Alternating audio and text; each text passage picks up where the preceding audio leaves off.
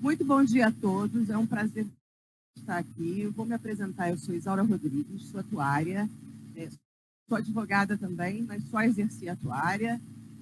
Comecei a minha vida profissional na Esteia, eu era da turma que assessorava a Petros pelo professor Rio Nogueira, trabalhei lá durante 5 anos, depois fui trabalhar na Petros, trabalhei na Petros por 8 anos, entrei na Petros com um déficit equivalente a 1,5 vezes patrimônio e saí de lá com a paridade, né, numa época que a paridade ainda não era obrigatória, né, saí da Petros em 96.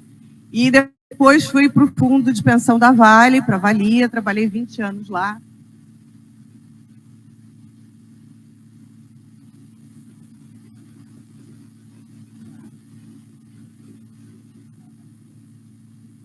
Desde 2006 até hoje. Então, só para vocês terem uma ideia, né, que se fala sempre de plano de benefício definido e deficitário, isso não é verdade. E de 2015 até agora eu estou trabalhando como perito da Justiça e como consultor. Então, assim, tenho uma experiência bastante grande a respeito, adoro o que eu faço, sou uma vibradora pelos temas que envolvem a previdência complementar. Bom, então vamos lá dar uma panorâmica da situação dos planos da Petros, do PPSP, R e não R. A questão mais crítica que a gente vê em relação a esses planos é a existência de uma gama enorme de processos judiciais. O que acontece com os processos judiciais hoje em dia? A Petros é obrigada a contingenciar, a deixar registrado no seu balanço o valor que ela vai pagar para os processos que são entendidos como prováveis, aqueles que ela entende que tem uma grande chance de perder. E aí, nessa situação, o que ela registra no balanço? Ela registra no balanço o que ela vai pagar em função dos atrasados. Quer dizer, o que a Petros deveria desde 5 anos antes de ter entrado com a ação até o momento em que se tem a sentença. Beleza. Só que o que acontece com o plano de previdência? O plano de previdência ele não paga só os atrasados. Ele paga os atrasados e dali para frente, esse valor que vai ser pago de benefício, a maior, entra no que a gente chama de reserva matemática, que é o valor que o fundo registra que ela precisa ter para pagar os benefícios até o último dependente.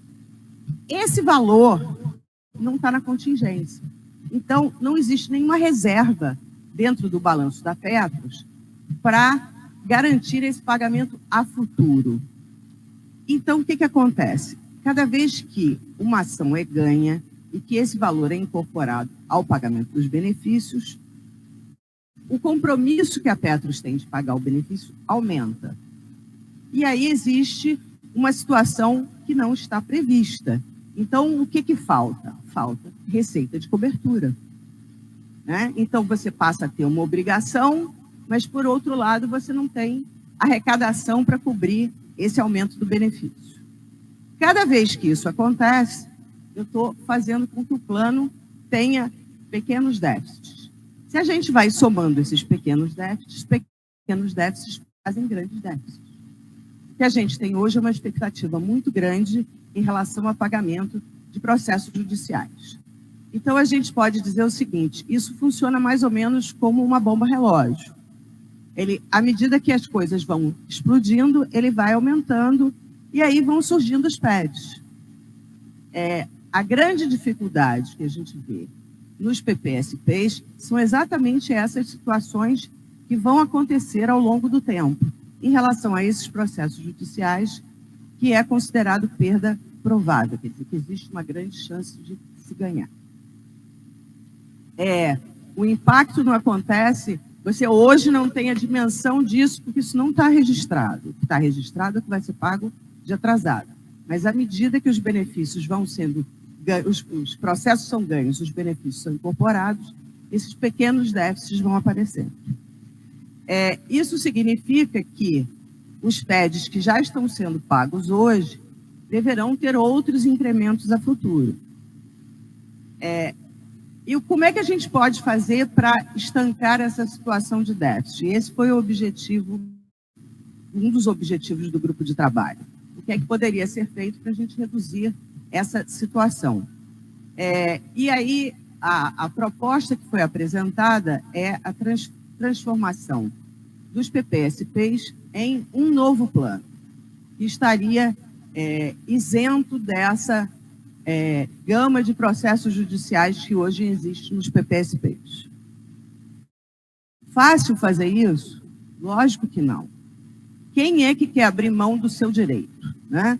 Se você já tem um processo na justiça, você ganhou e está esperando receber, você vai dizer, eu sou muito bonzinho, não, eu vou largar tudo de mão e vou fazer de conta que isso não existiu. Não é bem assim, né? Então, para que você possa ter uma contrapartida entre uma situação e outra, seria necessário negociar de alguma forma vou abrir mão de um direito que eu tenho.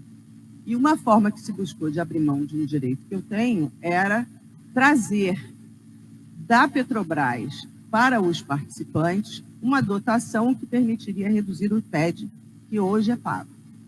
Tá? Então, esse foi um outro ponto. Se eu, participante, estou abrindo mão de um direito meu, eu tenho que ter uma vantagem na contrapartida. A vantagem na contrapartida seria esse aporte da Petrobras. Só que a Petrobras disse que não botava dinheiro em plano que já existe. Então, o que se fez foi buscar alternativas para criar um novo plano que pudesse receber esse recurso e, com isso, você ter uma redução no custo do PED para os participantes. Por outro lado, a empresa teria a vantagem de também tirar do balanço dela os encargos que ela tem, os compromissos que ela tem, os registros que ela tem nas contingências em relação a esses processos judiciais que seriam perda provável. Então, assim, a gente estaria buscando um processo do ganha-ganha. De um lado, o participante paga menos PED, do outro lado, a empresa deixa de ter o registro das contingências. Como é que isso pode ser feito? Obrigando as pessoas a fazerem isso? Não, gente. Esse tipo de situação em que você obriga a participante a fazer alguma coisa chama-se mais processo judicial. Esquece. Não funciona, não dá certo, né? Então, isso tem que ser um processo voluntário. Qual é a maior dificuldade dos processos voluntários? Explicar às pessoas o que vai acontecer. Porque a gente tem, por natureza, desconfiança, né? Então, e tem uma outra frase que me disseram que eu acho muito interessante, que não existe almoço grátis, né? Então, como não existe almoço grátis, a gente tem que estar com a anteninha ligada para dizer, opa, o que vai acontecer? Então, é muito importante nesse processo a divulgação, mas uma divulgação que seja fácil de entender e que seja verdadeira. Então, não adianta dizer que vocês vão ter a 8ª maravilha do mundo, o que não é. Não está se apresentando aqui a 8ª maravilha do mundo. Está se apresentando aqui o que foi possível apresentar de solução técnica e que fosse negociável.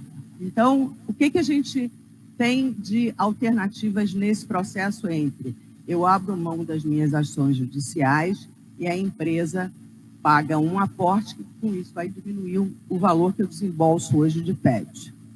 Surgiram 2 possibilidades.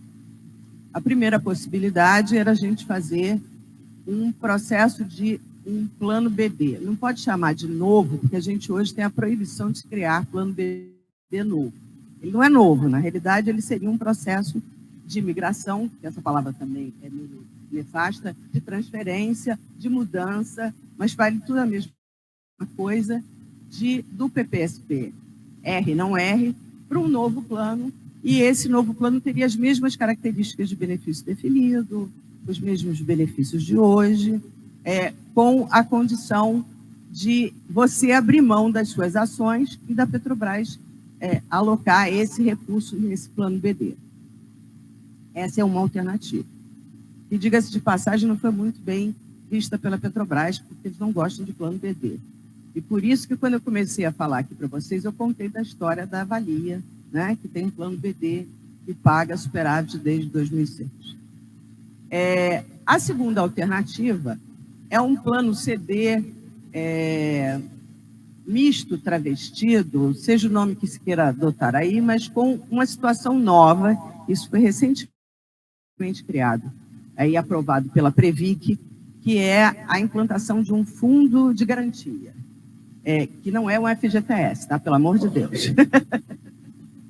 O fundo de garantia tem por objetivo fazer de conta que você está num plano CD, mas no final das contas você vai ter um valor lá guardado, e esse valor guardado vai permitir cobrir a diferença entre o CD e o vitalício. Qual é a dificuldade que a gente tem hoje em relação a isso? Isso é um processo muito novo, então a gente não tem isso no mercado. Como a gente não tem isso no mercado, isso tem que ser tratado com muita prudência. Porque o que acontece com fundo de previdência, com plano de pensão? Você começa a contribuir no início da sua vida ativa, contribuir por 30 anos, se aposenta, recebe benefício, o benefício passa para sua esposa, para o seu marido, e a duração disso é um casamento por um tempo muito longo. A gente fala, às vezes, de 50, 60 anos. Tem gente que se aposentou na Petros, logo depois que a Petros foi criada, e ainda está recebendo benefício. Beleza. Né? Para isso existe cálculo atuarial para a gente verificar a questão da sobrevida. Mas esse fundo de garantia é uma novidade. Então a gente tem que ser muito prudente com a novidade, para que a novidade não se transforme num monstro, né? Ela está entrando com um anjinho. Então a gente não pode deixar que ela vire um monstro.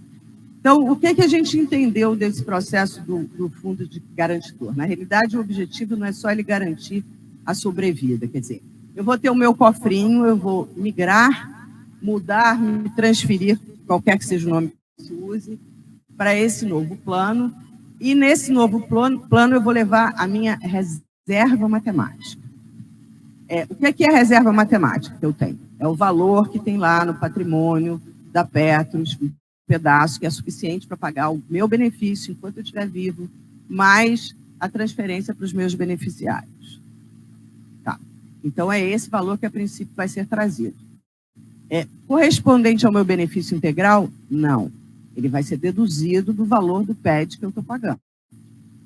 Vai ser acrescido da parcela que a empresa está dizendo que vai botar no plano. Então, eu vou migrar com o que eu recebo hoje líquido e mais alguma coisa. E desse valor, e nesse valor todo, eu vou fazer um cálculo com uma anuidade atuarial e vai chegar próximo a essa mesma conta que eu estou falando para vocês. O que eu recebo hoje líquido, mais alguma coisa que a empresa vai colocar, seria equivalente a 50%, 60% do valor do PED que eu pago. Tá? Só que desse valor, eu ainda vou tirar um pedacinho, que pode variar entre quase 5%, entre 2% e 5%, para garantir esse fundo, para esse valor vai ser transferido para o fundo de garantia. O mesmo valor que o participante vai transferir para o fundo de garantia, a Petrobras também vai fazer. Então, a gente tem um aporte paritário. Oi? Não. Tá legal. Então esse fundo vai ser iniciado com um valor que metade vem dos participantes, metade vem da empresa. Lembra que eu falei que as pessoas vão abrir mão dos seus processos judiciais? Então, se migrar todo mundo e todo mundo abrir mão dos seus processos judiciais, o que eu perco do meu benefício, que eu transfiro do meu benefício para esse fundo de garantia, é aproximadamente 2%. Se só migrar quem não tem processo judicial, vira 4%. Tá? Até aí, tudo bem, legal. A gente reviu todos os cálculos que foram feitos pela Petros, a gente analisou, entendeu o processo todo. Aí tem o mas. Esse fundo não é só para garantir a longevidade. Então, o que acontece? Eu tenho um cofrinho lá separado agora na Petros, nesse novo plano. vai sendo tirado do cofrinho que está sendo pago para mim, vai chegar uma hora que o cofrinho acaba e eu continuo vivendo. Oba, legal. E aí, quem é que vai me pagar? O fundo. Né? E aí, o fundo vai pagar não só a sua sobrevida, mas ele também foi feito para garantir que você tenha o mesmo reajuste que você tem hoje.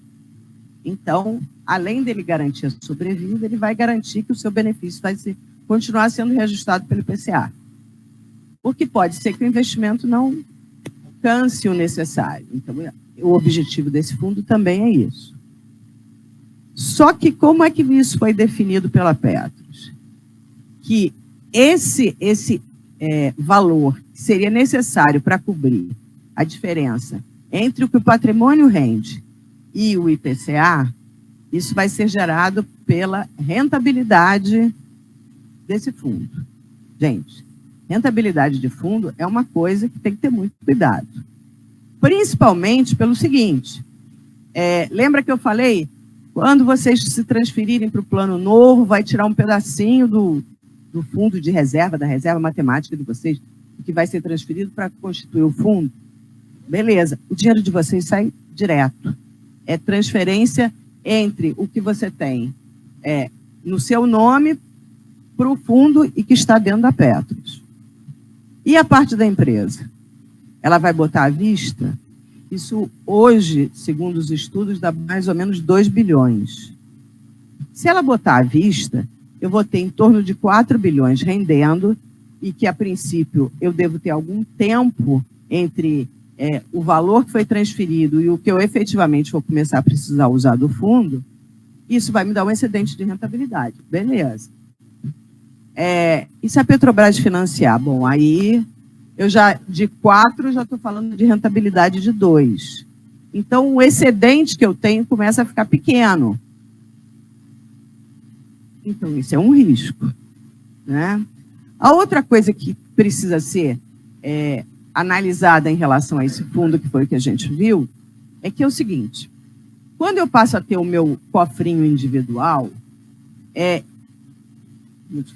vou mudar a explicação. Quando a gente está falando no benefício definido, a gente fala num negócio chamado mutualismo. Mutualismo é o seguinte, todo mundo contribui para tudo e o dinheiro é utilizado para o que se precisa, tá? Isso é o conceito de mutualismo. É a história de você fazer o seguro do carro. Você faz o seguro do carro, paga, reza para não roubarem o seu carro, senão você vai ficar na pior. E quem tem um carro roubado, a seguradora pega desse dinheiro que foi recolhido e paga ele. Tá? Isso é o critério do mutualismo. Quando você individualiza isso, você passa a fazer o seguro do seu próprio carro. Então, o seu cofrinho tem que bancar o seu benefício.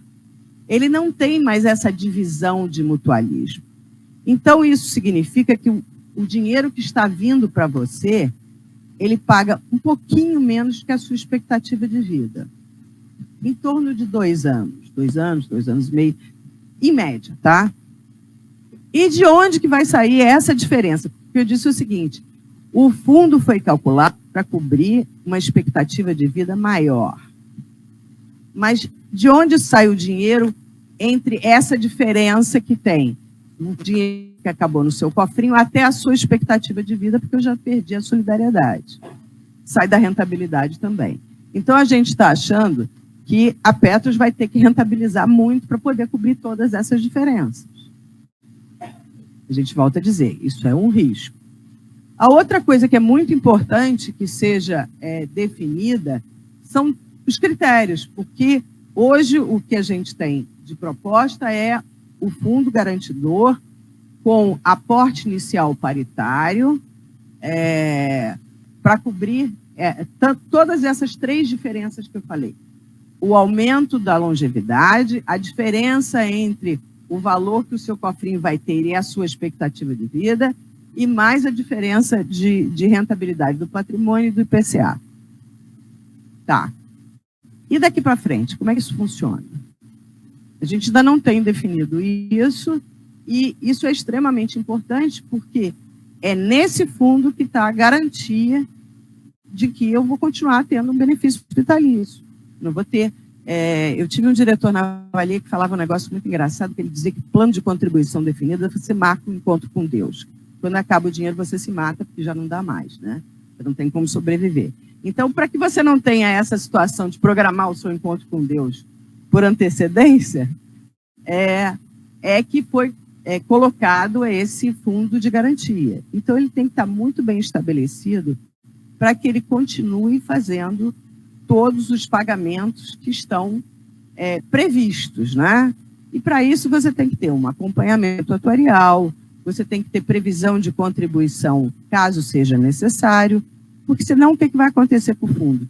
Vai se gastar o dinheiro, e os últimos que ficarem vão ficar chupando o dedo, porque não vai ter dinheiro para pagar o excedente da expectativa de vida, a diferença da rentabilidade, e mais esse espaço que tem entre quando o seu cofrinho acaba e a sua expectativa de vida. Então, isso precisa ser muito bem estabelecido, precisa ser estabelecido quem vai pagar, porque alguém vai ter que pagar, né? Então, isso também precisa ser estabelecido, é muito importante. E uma coisa que eu reputo como sendo fundamental é que isso fique escrito no regulamento. Não é uma coisa fácil, porque a gente está falando de um negócio chamado fundo. Fundo é alguma coisa meio nebulosa para fins de Previc. Fundo é alguma coisa que está prevista em nota técnica, que tem custeio previsto em nota técnica. Só que nota técnica se muda. Então, de alguma forma, isso precisa estar previsto no regulamento, que vai se ter contribuição, que ela vai ser paritária, que ela vai ser acionada quando for necessário, como é que esse acompanhamento vai ser feito ano a ano, de que forma vai ser registrado. Então, isso precisa estar muito bem definido, muito claro, para que as pessoas que optarem por essa mudança saibam o que elas vão ter direito, né?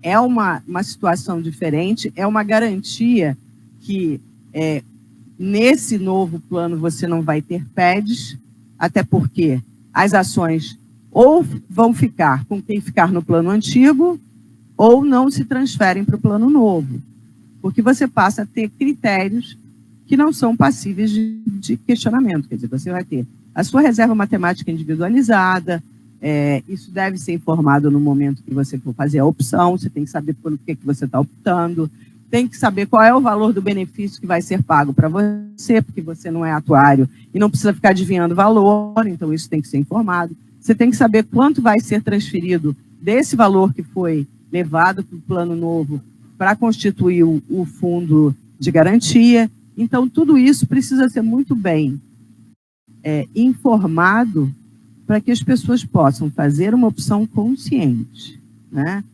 Fazer uma opção no calor da emoção, gente, dá arrependimento depois, né?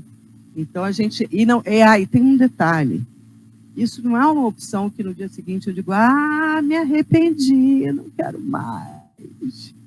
Não. Essa é uma opção que está optado. É o que vai te acompanhar para o resto da vida.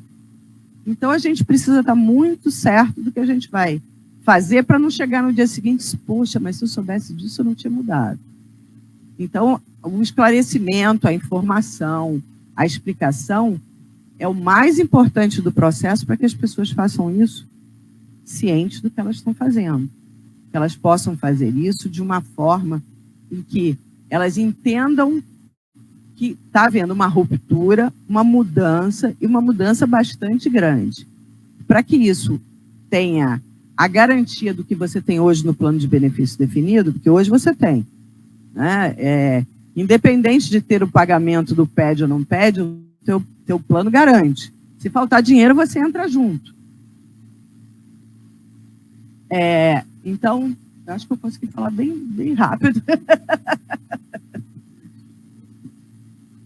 Então, assim, eu acho que o papel de vocês vai ser muito importante nesse processo de transmissão de informação e de cobrança de informação também.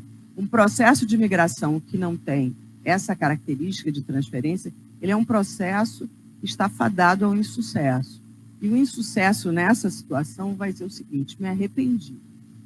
E eu me arrependi e agora eu não tenho o que fazer, né? Então, as pessoas precisam estar muito conscientes disso. e tem que, de alguma forma, fazer com que essa questão do fundo esteja muito bem registrada.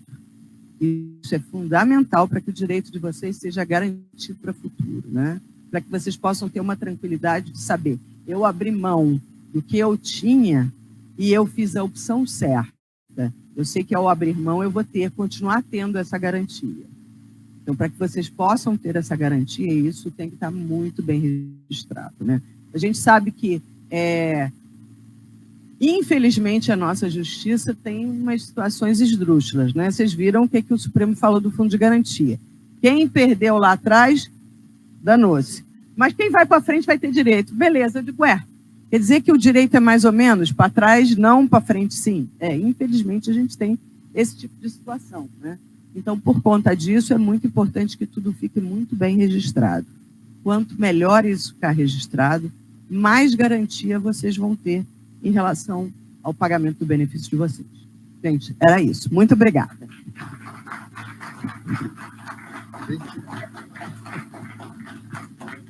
Bom, pessoal,